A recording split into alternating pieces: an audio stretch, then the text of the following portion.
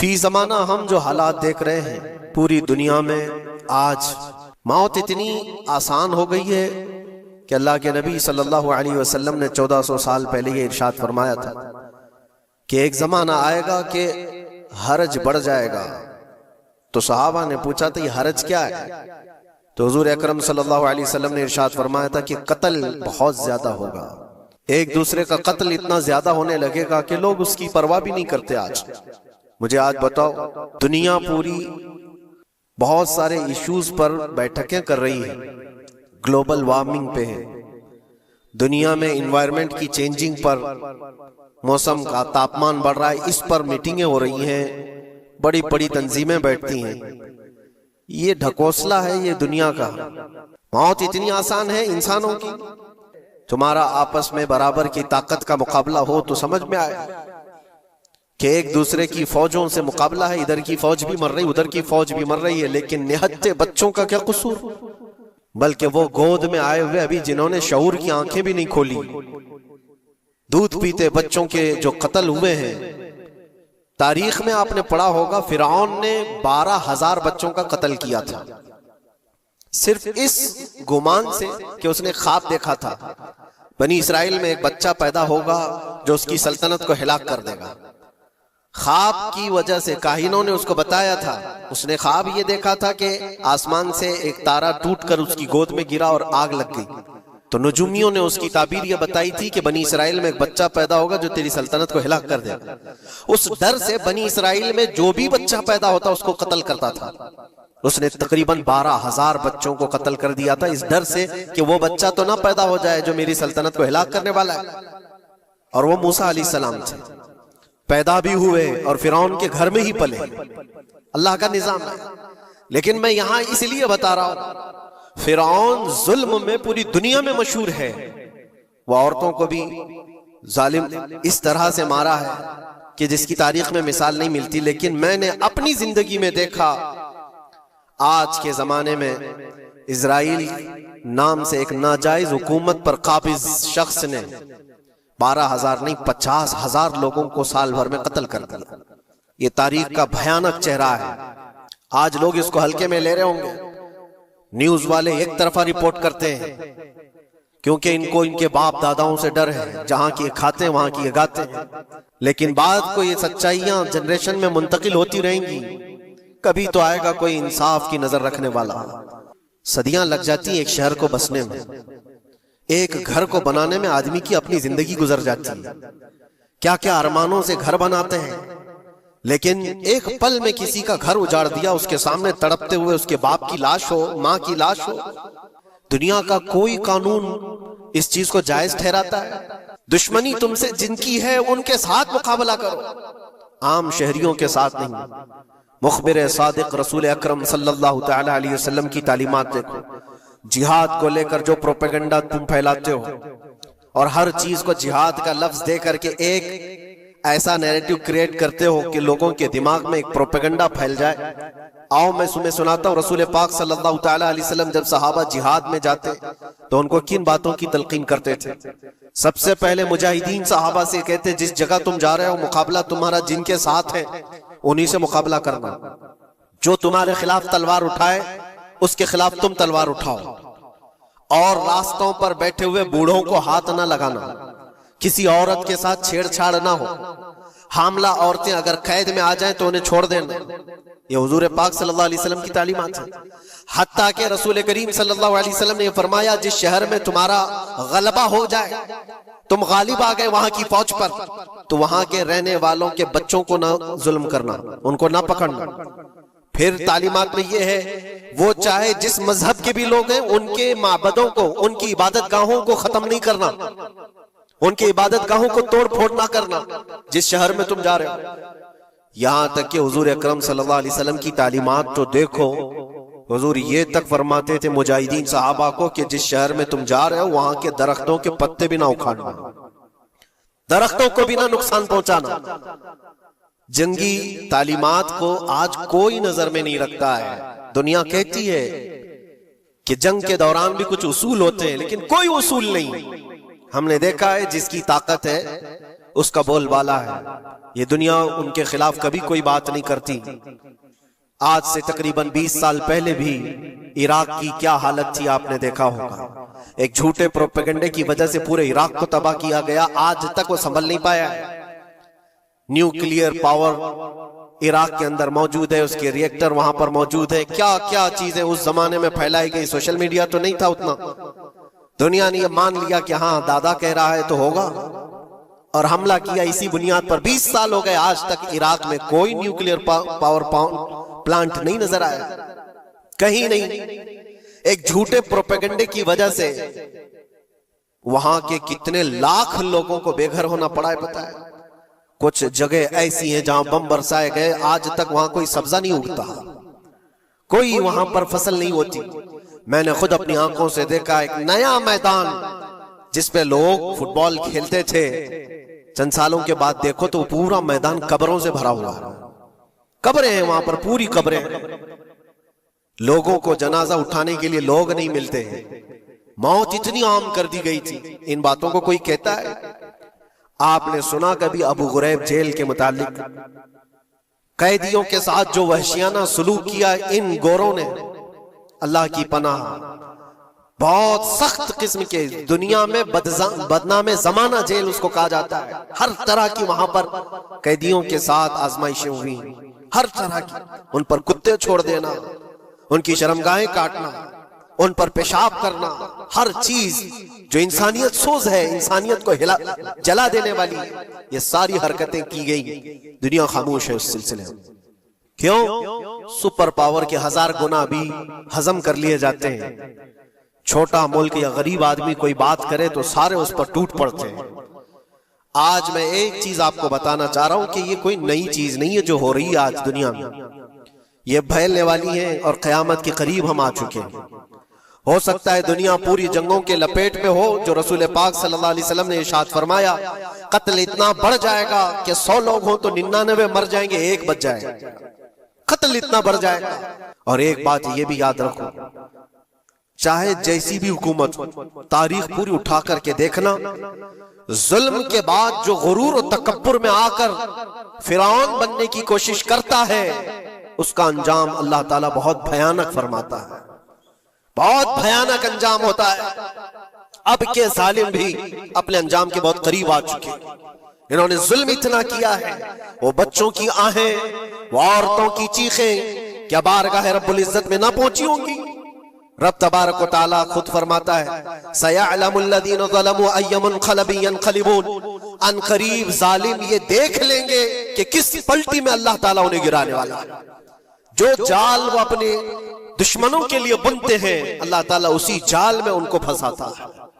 आज देखना आप, तारीख की सच्चाइयां आपको इस बात का जवाब देंगी। जालिम ये समझता है कि मैं खुदा के बराबर हो चुका, मुझे कोई भी हिलाक नहीं कर सकता। अल्लाह ताला फरमाता है, इन्नमा तकुनु युदरिकुमुल मौत वलौ कुंतुम फी बुरूजिन मुशय्यदा। तुम मजबूत किले में क्यों ना बैठे हो, मौत तुम्हारे पास आकर पकड़ लेगी। और रब तबारक व तआला के लिए कोई चीज नामुमकिन है। मुझे यहां पर किसी के सिलसिले में नहीं कहना है, लेकिन एक बात कहना है कि नशा में चूर, घमंड में चूर जो बंदा होता है, अल्लाह ताला कभी उसको मच्छर से भी हिलाक करता है। बहुत बड़ी ताकत का इससे मुकाबला होना जरूरी नहीं। तुम्हारे पास होगा बहुत बड़ा सिस्टम, लेकिन रब तबारक व तआला जब इंतकाम ले ले तो फिर तुम्हारे लिए बहुत बड़ी ताकतों की जरूरत नहीं। आपको मैं तारीख बताऊं, इराक में नमरूद एक जमाने में इस तरह की हरकत किया था कि उसने बहुत बड़ी इमारत बनाई थी, और उसके मुताबिक बात यह थी कि वो 1000 लोगों से तन्हा लड़ सकता था, इतनी उसकी ताकत थी। शेर से खुद मुकाबला करता था, कभी डरता नहीं था। नमरूद की ताकत मशहूर थी उस जमाने में, और सारे लोग उसकी ताकत का लोहा मानते थे, हत्ता कि वो कभी अपनी जिंदगी में बीमार नहीं हुआ था। आदमी जब बीमार नहीं होता तो उसका गुरूर बढ़ जाता है। उसने एक बहुत बड़ी इमारत बनाई, कहा कि खुदा आसमानों में होता है, हम इतनी बड़ी इमारत बनाएंगे कि उन इमारतों पर चढ़कर खुदा को ललकारेंगे, आजा मैं मुकाबला करता हूं और मुकाबला करके मैं खुदा को गिरा दूंगा किसी भी तरह से। अगर मुझसे ना हो सके तो पूरी फौज को तैयार करूंगा। खुदा से लड़ाई लड़ करके एक बार वो मौत और हयात का पावर अपने हाथ में ले लेंगे, फिर हमको जब तक चाहे जीना है। कहां की खाम ख्याली, लेकिन उसने बनाया, पूरी दुनिया भर से लोगों को जमा किया, सबकी जुबान एक बनाया, सबकी करेंसी एक बनाया, सारी उस पूरी दुनिया के लोग उसकी फौज में, सबको ये बावर कराना शुरू किया कि हमारी लड़ाई है दुनिया से नहीं, हमारी लड़ाई क्रिएटर से, खालिक से। हम उससे पावर छीन लेंगे एक बार और फिर अपने हाथ में मौत और हयात का कंट्रोल रखेंगे। जिसको जितनी लंबी उम्र चाहिए मैं दूंगा, जिसको जब तक जीना है मैं दूंगा। अजल तक, अजल से लेकर अबद तक ये सारे ख्यालात उसके थे और उसने जमा किया, इमारत भी बनाया, फौज भी तैयार किया। क्या रब तबारक व तआला ये नहीं देख रहा था? उसकी तैयारी, उसका जमा करना, उसकी इमारत बनाना, बहुत दिनों तक ये सब काम चलता रहा। रब तबारक व तआला किसी से गाफिल नहीं, दिलों में गुजरने वाले हालात से भी बेखबर नहीं, लेकिन बंदे को रब तबारक व तआला ढील देता है। कुरान में रब तआला फरमाता है, वला यहसबन्नल्लज़ीना कफरू अन्नमा नुमली लहुम खैरुल लिअन्फुसिहिम इन्नमा नुमली लहुम लियज़दादू इस्मा। काफिर जो उनको ढील मिली है ये न समझें कि हमने जो उनको छोड़ रखा है उनके लिए बेहतर है, बल्कि इसलिए हम छोड़ रखे कि वो और ज्यादा करें, और ज्यादा करें। लियज़दादू इस्मा वलहुम अज़ाबुम मुहीन, फिर हम जिल्लत वाला अज़ाब उन्हें देने वाले हैं। ये मत समझ लो कि रब तबारक व तआला इन सब चीजों से बेखबर है। नमरूद इतना सब करता रहा, अल्लाह ने उसको छोड़ रखा। बना ले, लंबी इमारत बना, फौज भी बना ले, सारी चीजें बना लिया, मुकाबले के लिए उसने दिन भी तय कर लिया। उसके बाद उसको खुदा से लड़ाई लड़नी थी, कहां खुदा तक पहुंचने की बात। लेकिन बंदा जब गुरूर और तकब्बुर में आता है तो वहां तक भी सोचता है, उसे मौत पर कंट्रोल हासिल करना था, बस ये एक चीज थी। फिर जब वो दिन आया, किताबों में मिलता है अल्लाह तबारक व तआला ने फरिश्ते, उसकी जो तादाद है उसका किसी को इल्म नहीं। बारिश के जितने कतरात गिरते हैं ना, एक एक फरिश्ता बूंद लाकर रखता है। अब आप अंदाजा कर सकते हैं फरिश्तों की तादाद कितनी हो सकती। उसमें जो बड़े फरिश्ते हैं वो जिब्राइल, मीकाईल, इसराफील और इज़राइल अलैहिमुस्सलाम, जो सरदार मलाइका हैं, फरिश्ते हैं, उनके अपने अपने काम हैं, बहुत पावरफुल फरिश्ते हैं। इनकी बात नहीं करना, किसी एक आम फरिश्ते को रब तबारक व तआला ने बुलाया और फरमाया, जाओ जमीन पर हमारे एक बंदे ने हमसे लड़ाई का इरादा कर लिया है। उसकी ताकत और कुव्वत और उसकी जमा शुदा सारी चीजों को देख करके आओ। वो फरिश्ता जमीन पर आया, जिस जगह पर उसने ये सब जमा किया था, फरिश्ता उतरकर सिर्फ अपने पैर हिलाया था, पूरी इमारत भस्म हो गई। कुछ नहीं किया था, उसकी बनाई हुई इमारत भस्म हो गई। जितनी फौज जमा किया था सब कीड़े मकोड़ों की तरह मर गए और सबकी जुबानें मुख्तलिफ हो गई, कोई एक दूसरे को पहचान नहीं पा रहा। ये मिनटों की भी बात नहीं थी, सेकंडों की बात थी। फरिश्ता वापस चला गया, नमरूद का जवाल हो गया, खत्म हो गया। ये तारीख की एक बात है और ये रिवायत हम अपनी किताबों में नहीं रखते, ये रिवायत यहूदियों की किताबों से ही है। यहूदी इस बात को यकीन करते हैं और इसी वजह से इस बात पर वो दोबारा अमल करने के लिए फिर कोशिश में है। न्यू वर्ल्ड ऑर्डर जो कहा जाता है, पूरी दुनिया को इकट्ठा करना, एक करेंसी बनाना, एक लैंग्वेज पर लाना और सबको मिला करके एक ताकत हासिल करना, स्पेस पर जाना और फिर वही चीजें दोहरानी जा रही है दुनिया। वही चीज एक दोबारा बार ट्राई करना है, जिसके लिए आपको पता है ये छोटी सी कौम पूरी दुनिया पर कंट्रोल हासिल करने के कैसे कैसे ख्वाब देखती है। अगर आप जाएं, इस्लाम दुश्मनी तो इनकी पुरानी है, लेकिन ये जो 50,000 लोगों का कत्ल है, ये सिर्फ और सिर्फ उनके अपने एक छोटे मकसद के लिए। हो सकता है बहुत सारी बातें, अल्लाह फरमाता है उन पर जिल्लत और गुर्बत लिख दी गई है। किस पर? यहूदियों के मुताबिक। वबाउ बिग़ज़बिन मिन अल्लाह, और अल्लाह के गजब में रहेंगे वो हमेशा। आप सूरह फातिहा में पढ़ते हैं ना, गैरिल मग़दूबि अलैहिम वलद्दालिन। मग़दूब का मतलब क्या है? जिन पर अल्लाह का गजब हुआ, और वो यहूद कौम है। कुरान पाक की मैं आपको बात बता रहा हूं, और अल्लाह ताला फरमाता है वजह क्या है, ज़ालिका बिअन्नहुम कानू यकफुरून बिआयातिल्लाह, वह इसलिए कि अल्लाह की निशानियों को ठुकराते हैं, व यक़्तुलून अन्नबिय्यीन बिगैर हक़, और अल्लाह के नबियों को ना हक कत्ल करते हैं।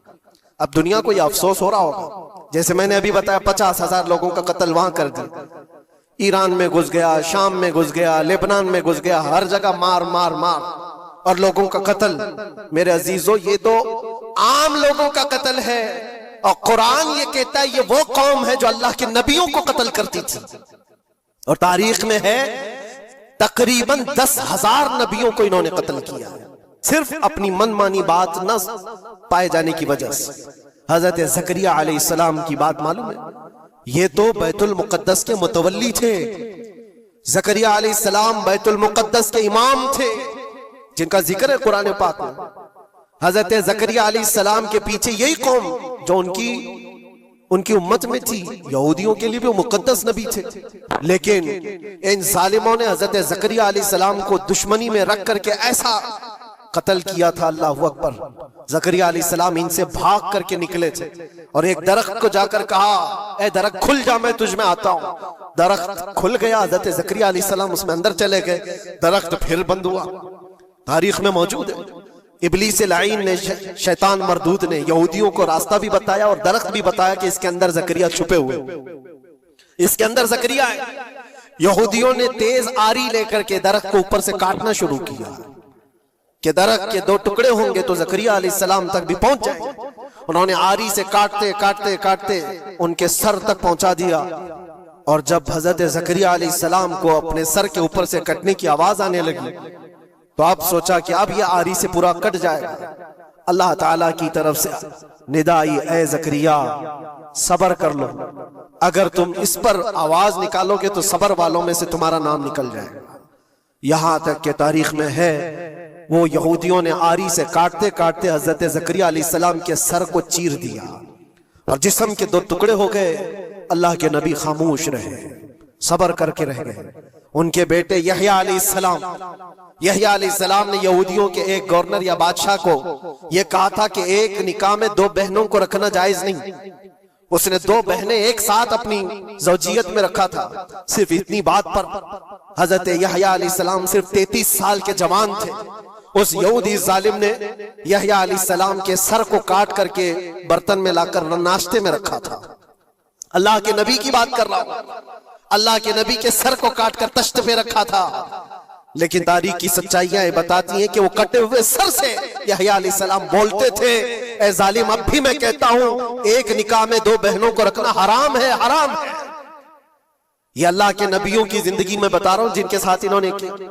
ईसा अलैहिस्सलाम, ये पागल ईसाई जो आज उनकी कपड़ों में जाकर बैठे हुए होते हैं, जबकि जिंदगी भर ये लड़ते रहे हैं। कुरान भी कहता है वक़ालतिल यहूदु लैसतिन नसारा अला शै वक़ालतिन नसारा लैसतिल यहूदु अला शै। दोनों लड़ते थे। यहूदी कहते ईसाई कोई चीज ही नहीं, ईसाई कहते थे यहूदी कोई चीज ही नहीं। इनकी जंगें इतनी खतरनाक हुई, ये सब लिपापोती करके आज दिखाते हैं कि हम सब एक हैं। बहुत गहरी दुश्मनियां इनके दरमियान थी। ईसाईयत, हजरत ईसा अलैहिस्सलाम को क्या किया गया? जब उन्होंने अपने पैगामात फैलाए तो ईसा अलैहिस्सलाम को भी कत्ल करने का मंसूबा यहूदियों ने बनाया था, और पूरे लोग आकर हजरत ईसा अलैहिस्सलाम के घर को घेराव कर लिए। ईसा अलैहिस्सलाम को उस रात अल्लाह ताला ने आसमानों पर उठा लिया और एक यहूदी को अंदर देखने के लिए भेजा था यहूदियों ने कि जाकर देखो ईसा है कि नहीं। तो अल्लाह ताला ने वो आए हुए यहूदी को ईसा अलैहिस्सलाम की शक्ल दे दी, ईसा अलैहिस्सलाम को उठा लिया। यहूदी जो बाहर खड़े मुंतजिर थे, हमारा आदमी अंदर गया है देखने के लिए, मारने के लिए, कत्ल करने के लिए, अभी तक आया नहीं। तो सब के सब अंदर घुस गए, देखा वो आदमी बैठा हुआ है, उसी को पकड़कर लाकर सूली पर चढ़ा दिया ईसा समझ करके। लेकिन इत्तेफाक ये है कि उसको पूरी शक्ल नहीं दी गई थी। आधी शक्ल ईसा अलैहिस्सलाम की थी और आधी उसकी खुद की थी। बाद में यहूदियों में खुद इख्तिलाफ हो गया, हमारा बंदा कहां गया जो ढूंढने के लिए गया था, वो गायब कहां है? और अगर ये हमारा बंदा है जो ढूंढने के लिए गया था तो फिर ईसा कहां है? ये इख्तिलाफ में, ये शक में 550 साल गुजर गए। फिर मेरे मुस्तफ़ा सल्लल्लाहु अलैहि वसल्लम तशरीफ लाए और कुरान ने इस बात को वाज़ेह किया, न तुमने ईसा का कत्ल किया, न सूली चढ़ाई है। ईसा अलैहिस्सलाम जिंदा है, अल्लाह ने आसमानों पर उन्हें उठाया। ये तो ईसाइयों पर एहसान है कुरान का, जो सच्चाइयां 550 साल पहले की बताया। मेरे अजीजों, ये तारीख में आपको बता रहा हूं, नबियों का कत्ल करने वाली कौम, उनके सामने आम इंसान क्या माने रखते हैं।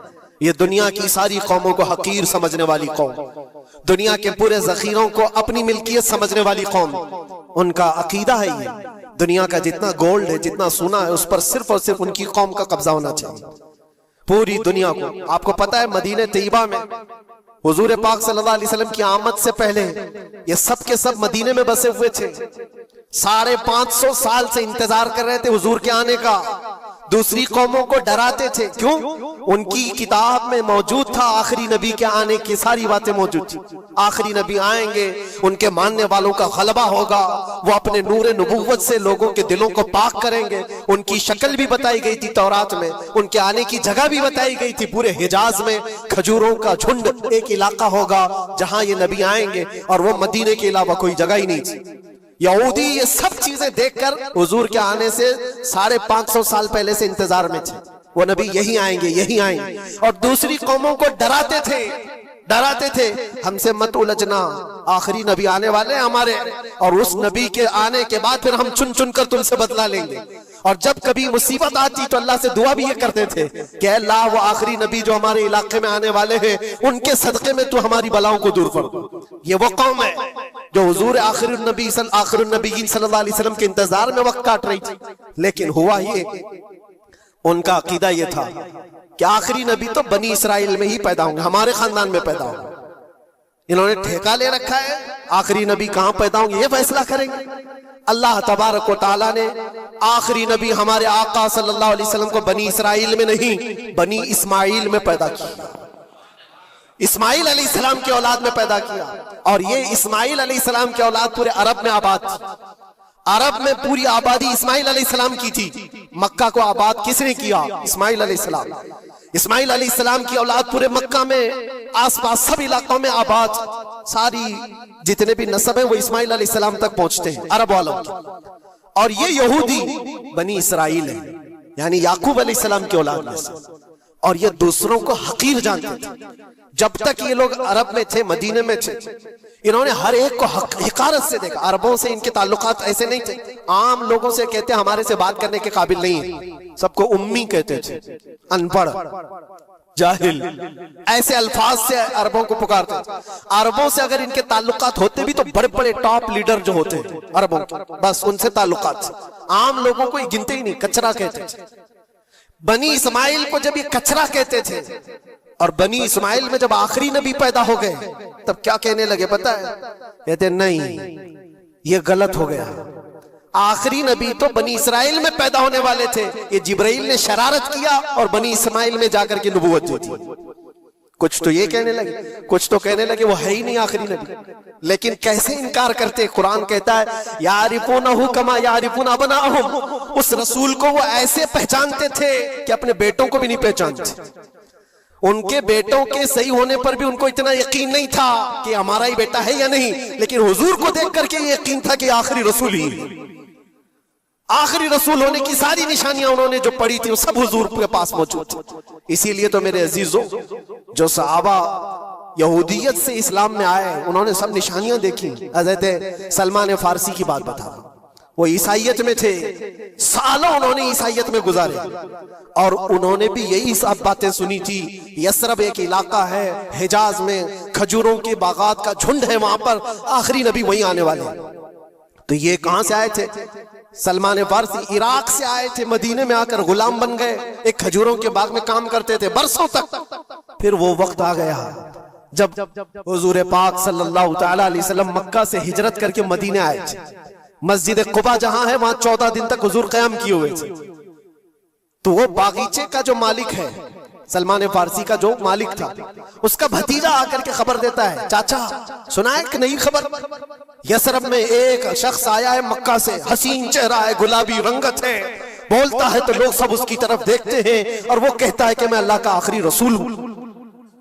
यहूदी का भतीजा अपने चाचा को एक खबर दे रहा है, सलमान फारसी खजूर के दरख्त के ऊपर बैठे खजूर काट रहे थे या साफ कर रहे थे। ये खबर सुने कि वहां से छलांग लगाकर नीचे आ गए, जिसके इंतजार में तो सालों गुजार दिया था। क्या कहा तुमने? मालिक ने एक थप्पड़ रसीद किया और कहा तू गुलाम है, आकाओं की बात में दखल अंदाजी मत कर, जा तू अपना काम कर। लेकिन उनकी बेचैनी थी कि वो अगर आखिरी रसूल आ चुके तो मेरी जिंदगी का तो मकसद यही है। फिर उन्होंने वक्त निकाला दिन का और हुजूर पाक सल्लल्लाहु अलैहि वसल्लम के पास पहुंच गए। जब रसूल करीम सल्लल्लाहु ताला अलैहि वसल्लम सहाबा के साथ मौजूद थे, देखें अलामतें जो इन्होंने पढ़ी थी अपनी किताबों में, वो सब जांचना भी चाहते थे। खजूरें लेकर के गए और कहा या रसूल अल्लाह ये कबूल कीजिए, ये सदका है। हुजूर ने लिया और सबको बांट दिया, उसमें से कुछ भी नहीं खाया, क्योंकि सलमान फारसी ने पढ़ा था कि आखिरी रसूल सदका नहीं खाएंगे। एक निशानी देख ली उन्होंने। दूसरे दिन आए, फिर वो मौका निकाला और खजूरें ली और आए। हुजूर से आकर के कहा कि ये लीजिए, कबूल कीजिए, ये हदिया है। हुजूर ने खुद भी खाया और सबको तकसीम किया। कहा ये किताब में मौजूद है, वो आखिरी रसूल हदिये को इनकार नहीं करेंगे, तहाइफ कबूल करेंगे। दो अलामतें देखी। फिर एक दिन, तीसरा दिन था, रसूल पाक सल्लल्लाहु अलैहि वसल्लम एक जनाजे में थे। तहबंद थी हुजूर के, चादर थी जिस्म के ऊपर। सलमान फारसी एक और निशानी देखने के लिए आए हुए थे जो किताबों में पड़ी थी। कभी हुजूर के दाएं आते, कभी बाएं आते, कभी आगे कभी पीछे, पूछने की या कुछ बात करने की कोशिश कर रहे थे। हुजूर सल्लल्लाहु अलैहि वसल्लम ने उनको देख लिया और कहा सलमान आ जाओ इधर। इधर बुलाया, अपनी चादर हटाई और कहा ये मोहरे नबूवत देखने के लिए आए थे। जो हुजूर सल्लल्लाहु अलैहि वसल्लम के कंधों के बीच में एक ऐसा सफेद निशान था जिसको मोहरे नबूवत कहा जाता है, वो सूरज से ज्यादा चमकता था दोनों कंधों के बीच में। और हजरत सलमान फारसी वो देखने के लिए आए थे और हुजूर ने उनके पूछने से पहले चादर हटाई और कहा यही देखने आए थे। सलमान फारसी ने कहा मैं तो एक चीज देखने आया था, आपने दो चीज बता दी। क्या चीज? मैं तो मोहरे नबूवत देखने आया था, आपने दिखा भी दिया और मेरे दिल की बात की खबर भी आपने बताई है। नबी को इल्म गैब भी होता है। और सलमान फारसी ने कलमा तैयबा पढ़ लिया। उसी सलमान फारसी को आजाद कराने के लिए मेरे आका सल्लल्लाहु अलैहि वसल्लम ने सहाबा के साथ मिलकर के 500 खजूर के दरख्त लगाए थे और एक बागीचा दे करके उस यहूदी से आजाद करवाया था। ये अल्लाह के नबी सल्लल्लाहु अलैहि वसल्लम के पास वो सहाबा जो आए थे यहूदियत से या ईसाइयत से, वो जानते थे हुजूर को, लेकिन ये इतनी खतरनाक कौम है जिनको अल्लाह ताला ने दिलों पर मोहर लगाया। ये यहूदी जो ईमान नहीं लाए और ये क़यामत तक इसी तरह गज़ब में रहने वाले। आज इनका उभार अगर आप देख रहे हो तो शायद तारीख पता नहीं होगी कि कितनी जिल्लत की जिंदगी भी गुजारी, किस तरह भीख मांगे। आज या अपनी तारीख को कहीं पर भी सोशल मीडिया में गर्दिश करते हुए नहीं देख सकते, पाबंदी है पूरी दुनिया में। हिटलर के कत्ले आम के बारे में नहीं बोल सकता कोई, यहूदियों को इतना मारा था उतना मारा था, नहीं, दुनिया में ये बोलने पर पाबंदी है। इनके किसी भी पुरानी तस्वीरें दिखाने पर पाबंदी है। आज खुद अपने मुल्क में होने वाले हमलों की तस्वीर ना दिखाई जाए, इस पर पाबंदी है। ये तो तुम कब तक ऐब छुपाते रहोगे? जहां सड़न होती है बदबू आ ही जाएगी। और अन करीब मेरे अजीजों, कुरान की वो बात याद रखो, अल्लाह ने फरमाया सयअलमुल लज़ीना ज़लमू अय्य मुनक़लिबिन यनक़लिबून। अन करीब जालिम ये देख लेगा कि अल्लाह उसको किस खाई में गिराने वाला है। क्या अबरहा बहुत सारे मंसूबे बनाकर काबा ढाने नहीं आया था? अल्लाह ने अबाबील चिड़ियों से उसको हिलाक किया था, फिरौन को पानी से गरक कर दिया था, नमरूद को मच्छर से हिलाक कर दिया था। बड़े बड़े तूफानी ताकतों के बादशाह दुनिया में आए, लेकिन अल्लाह ने उनको बहुत छोटी ताकतों से हिलाक किया। रब तबारक व तआला की बादशाहत और उसकी सल्तनत जब इंतकाम पर आ जाए तो फिर मेरे अजीजों किसी मुल्क की भी जरूरत नहीं, सिर्फ हवाओं से मौला ताला ताकतों को खत्म फरमा देता। आज के दौर में दुआएं भी ये करो और अंजाम का इंतजार भी करो। ये तुम्हारा भी इम्तिहान है मेरे अजीजों। जो आग पड़ोस में लगी है उसकी चिंगारियां तुम्हारे घर को भी जला सकती हैं। अपने बुरे आमाल से तौबा करो, अल्लाह के गजब से डरो कि उसकी पकड़ ना आए। अल्लाह तबारक व तआला कहने सुनने से ज्यादा अमल की तौफीक अता फरमाए। और जो नाहक मारे गए बच्चे हैं, मौला ताला उन बच्चों को मारने वाले जालिमों को खतरनाक अंजाम तक पहुंचाए, उन्हें कैफरे किरदार तक पहुंचाए। रब ताला उन्हें अज़ाब अलीम में गिरफ्तार फरमाए। व आखिर दावाना अनिल हम्दुलिल्लाहि रब्बिल आलमीन।